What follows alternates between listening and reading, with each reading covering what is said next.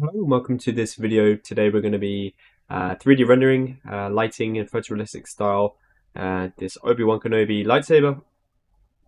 This is the final result of today's video. It actually might be a series of videos depending on how long it takes. It's a sort of continuation of the project breakdown of the lightsaber video that I did last, where we worked with Goliath Games. We're going to be using the same lighting technique for this. So just before we get started, I'm going to plug the Zero to Hero 3D product rendering and animation course. Construction is underway on the course, so you can sign up for the waiting list on the website for 10% off on release. So I'm going to roll the tape on that, and I hope you enjoyed this video.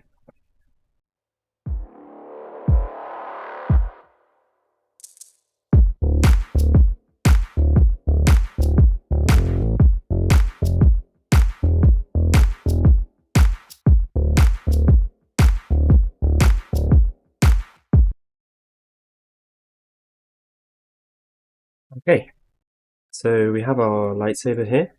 I quickly added the materials from the saber online. There are some small issues here and there, probably because the file was originally done in Maya, not Blender.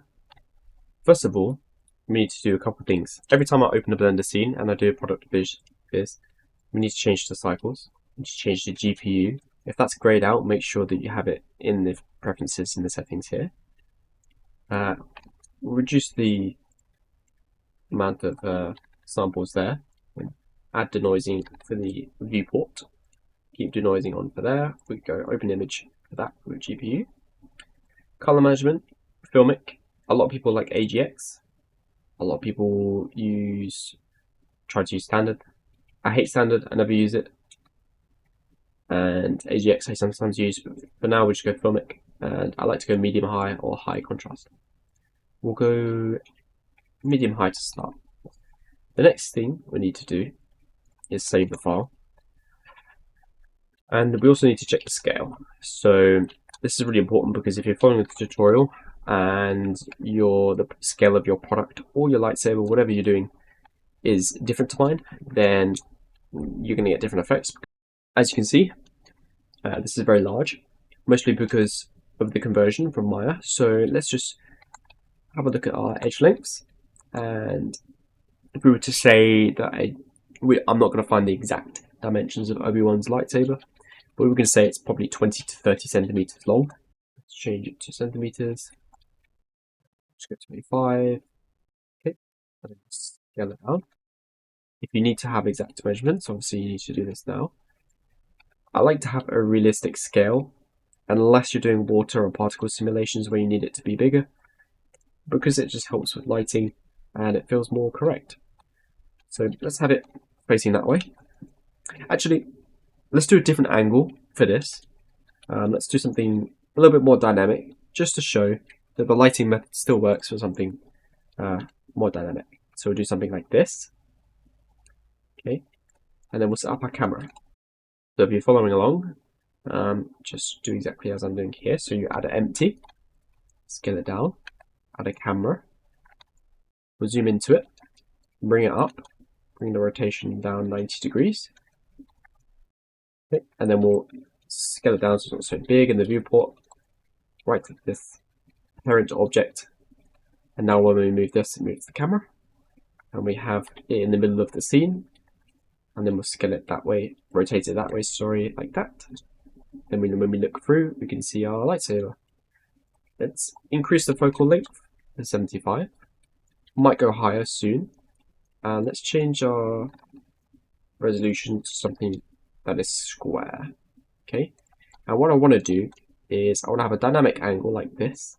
And we're going to pretend that we're selling toy lightsabers, even though we've actually done projects with Goliath selling lightsabers, but we're going to pretend this is a replica that we're going to sell.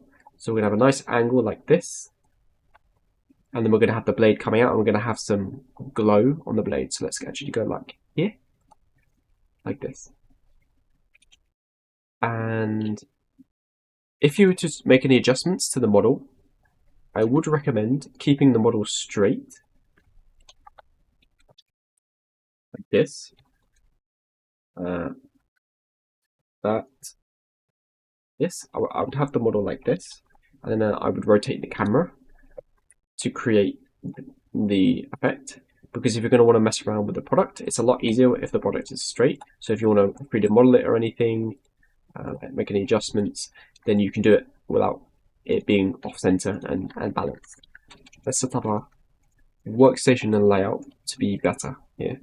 So what I like to do personally is I drag this one out and then press number pad 0 on this one to look through the camera.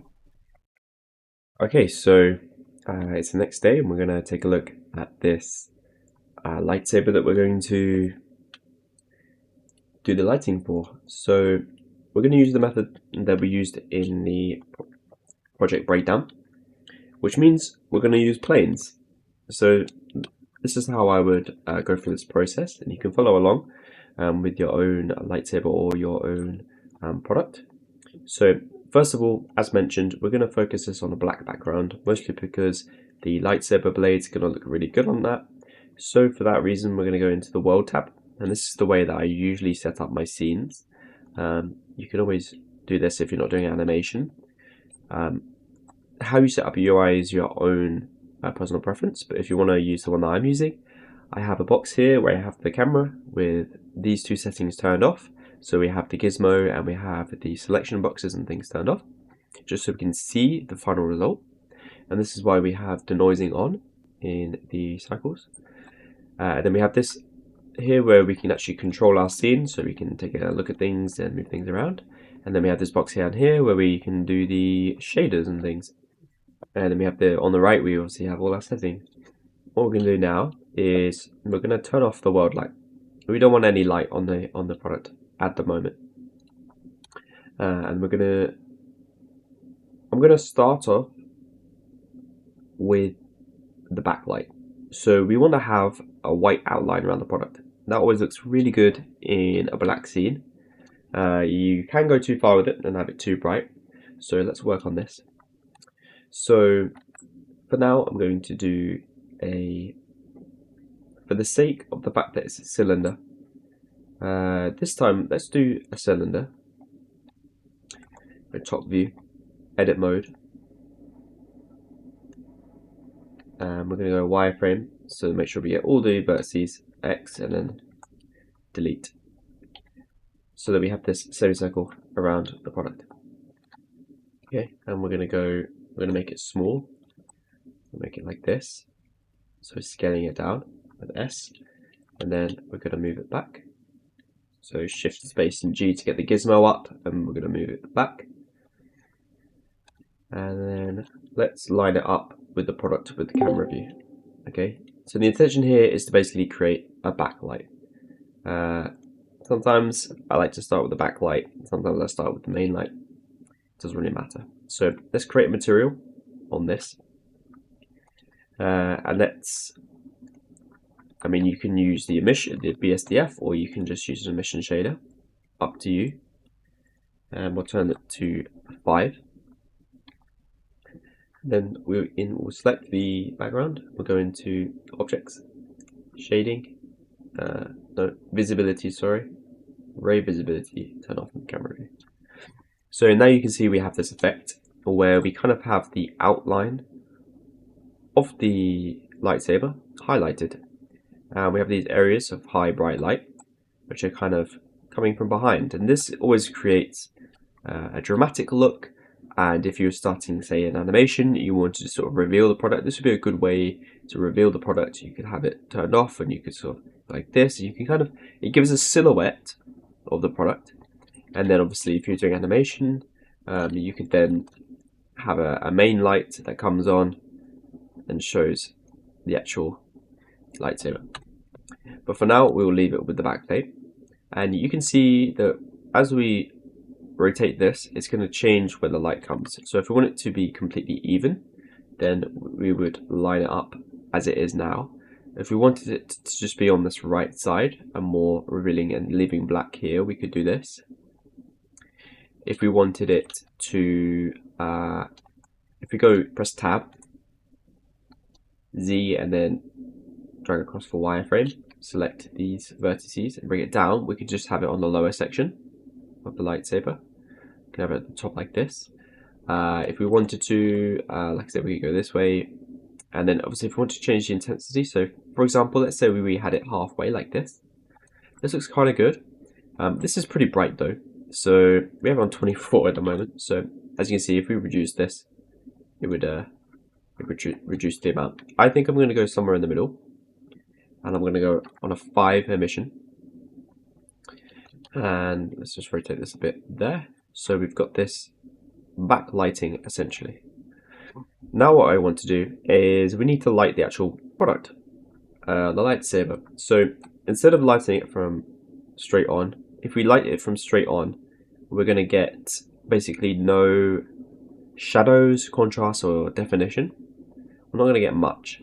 We might add a light that shines directly, but I would call these fill lights. And the reason being is that they're going to fill some of the shadows if the shadows are too dark. Or we can use the world editing to add a HDRI to do that instead.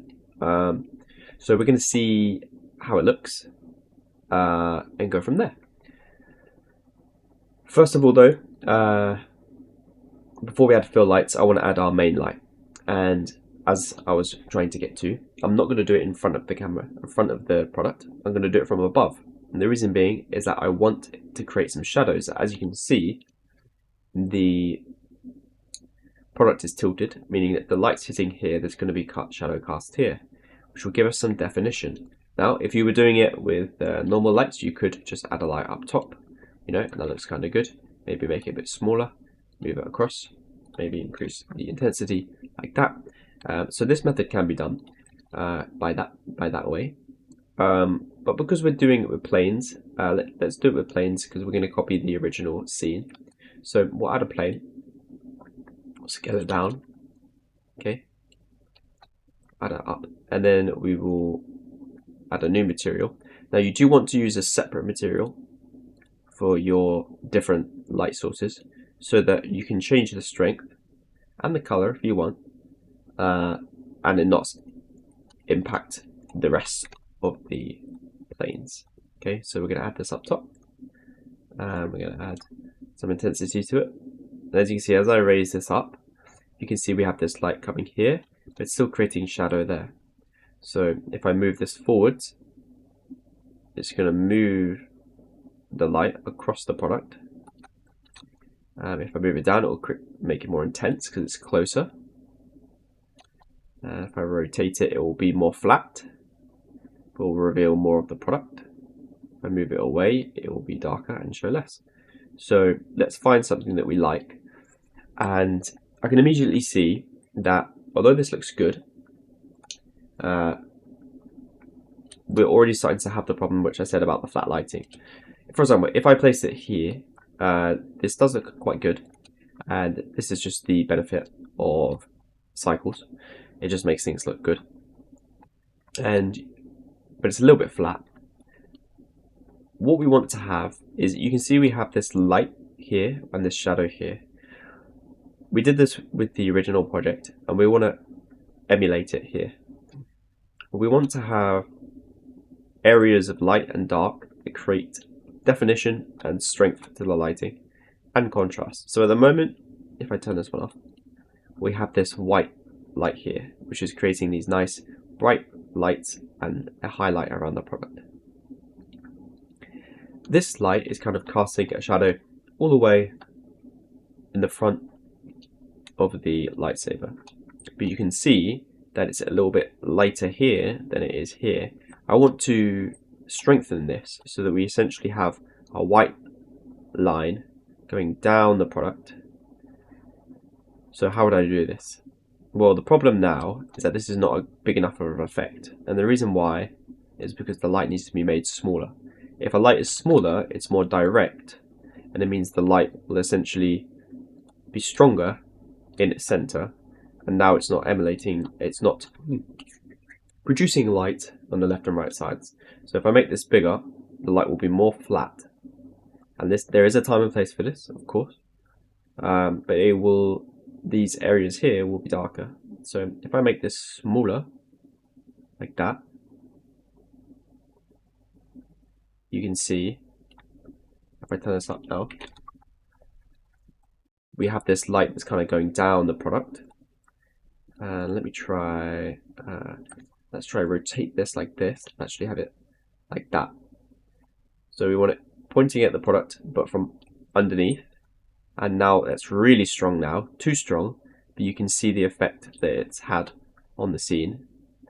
And you can actually see that it's a little bit more tight. It's more narrow at the top because of the angle. So if you wanted to change that, you could move it up like that. Change the rotation as well. I'm basically just trying to find a white light in the middle of the product that we like. Now, this is a bit of experimentation because I didn't plan this, so we're gonna have to sort of work with this. Now, I might try to use the method we used in the original project, using the gradient, because as you can see now, I'm kind of happy for now with the positioning of this light. So you can see with it alone, you can't see the rest of the product. Okay, but when we add our backlight back in, suddenly it starts to look better, much better, because now it fills in the sides. So you have these lights that are basically serving different purposes in lighting the product, which is a core principle of lighting product theory that I've made up, but that I follow myself when I light products, is that you kind of want different lights to do different things and have a purpose in the scene. You don't want to have lights for no reason. Sometimes I find blender files from artists, and it's just so many lights, and you're kind of confused about what all of them actually do and what purpose that they're serving. I personally like to have purpose with each of the lights. No wasted light, because then the scene's just overcomplicated and harder to adjust. So we know that this light is basically our key light, so it's the main light on the product. We've made it smaller so that we have sort of a beam of light going down the product, which is what we wanted because we want this darkness on the sides. We started off with our backlight, which is going to shape the product, create a white outline, and fill in and make it clear, more clear where the product is. So this is looking good, but it's looking a bit dark. It's looking a little bit too dingy, and we can't really see the product well enough. So what I want to do is we want to fill in the rest of the product now. So we've got our key light, we've got our backlight.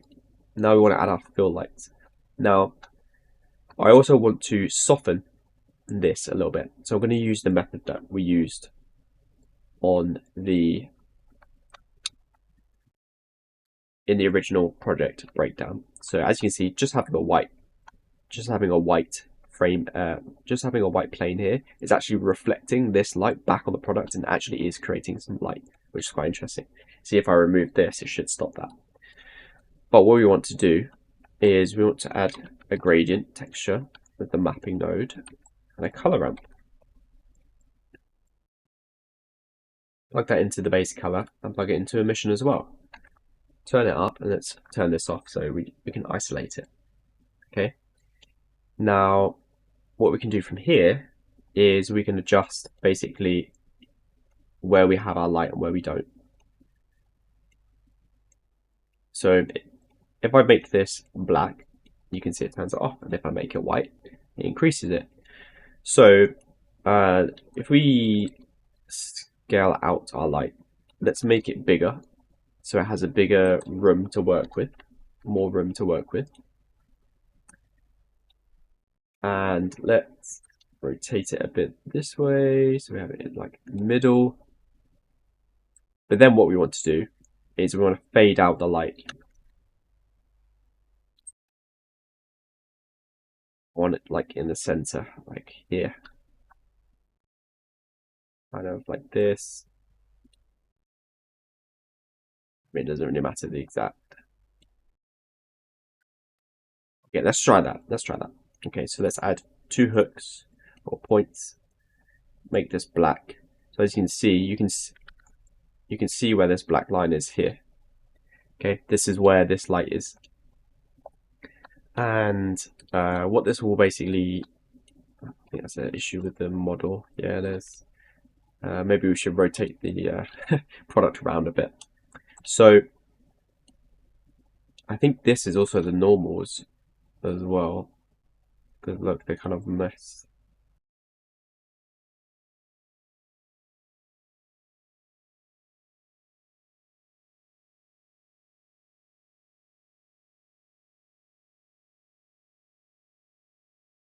We actually have some shading issues with this model, which is not our fault. It's also not necessarily the artist's fault massively as well, because the file was originally done in Maya and they exported it.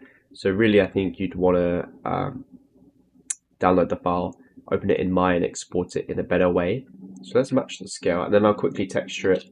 I'll show you that process anyway, but we'll make a metallic material and we'll just call it metal. Bring the roughness down, bring it to like 0.2, say. As you can see, the shading on this one is much better. So we have these straight lines and things. Because I exported it from Moi3D with better topology, it's going to be all good. So let's make a new one for this. Call it brass. So we'll make this color. Okay, and then this section is black, isn't it? And this is not metallic, but it is more rough. We'll make it, give it a bit more roughness for the sake. If you check this out, we'll make this gold, make this black, this black as well. Actually, I think these are supposed to be metal, or we'll make them gold. I don't think they're actually gold on the original. Make this metal. It's kind of close enough. Metal there as well. Okay, so let's continue, shall we? So we've got a better model now, so that's all that sorted. So back to what we were doing. You can see this dark line here has been created by our dark line on here, and we can actually make this bigger if we were to make it black. As you can see there, we have this, and this is exactly how we have direct control over the lighting on the product. It means that instead of making two lights, one this side, and having the gap be the world, we actually can just have one, and we have more fine control over where we want the shadow to be. So if we add it easing, it also makes it a bit smoother as well. So something like this does look quite good. But remember, I think we actually want it the other way around. So let's make these black, so there'll be no light, and make the middle ones light. Okay, so now you can see we can sort of move this in, and we can have these areas of adjustment. So let's bring this up a bit, scale, bring it across. Let's move it to the right a bit. Okay, so I've decided I want to add a piece of light to the right side of this. So let's add two things, make them black, move these across. So if we have this lighting extend more this way, I want dark shadow there. Okay, that means we have light here, we have shadow here, and we have light again there. Okay, having this streak of darkness helps create some texture and some make it the lighting interesting, make it clear that it's metallic, and metallic is usually correlated with high quality. So there we go. Let's turn these up to 1. Okay, now if we turn our backlight on now, it should start to come together now. So look how much definition and texture we have going on with our lighting here. How much control we have over where we want our light and darkness to be. Okay, so down here we're kind of looking a bit, I'm happy with up here. I might fill in this section here a bit dark. But I do want that to, but I still want that to be darker than this section, because different layers of darkness and light is very effective for contrast lighting. As you see, we have contrast here as well, with the white light shining here and the black here. But I might fill that in a little bit. Down here, I think we need to do some work. Okay, thanks guys for watching this first episode of this series. In the next episode, we're going to finish off the lighting by showing you some specific techniques to light certain areas of the product that you want to highlight, as well as adding a HDRI to fill in the details and fill in the product a bit more. I'm going to plug the Zero to Hero 3D product rendering course one more time before the end of this video, and I look forward to seeing you on the next one.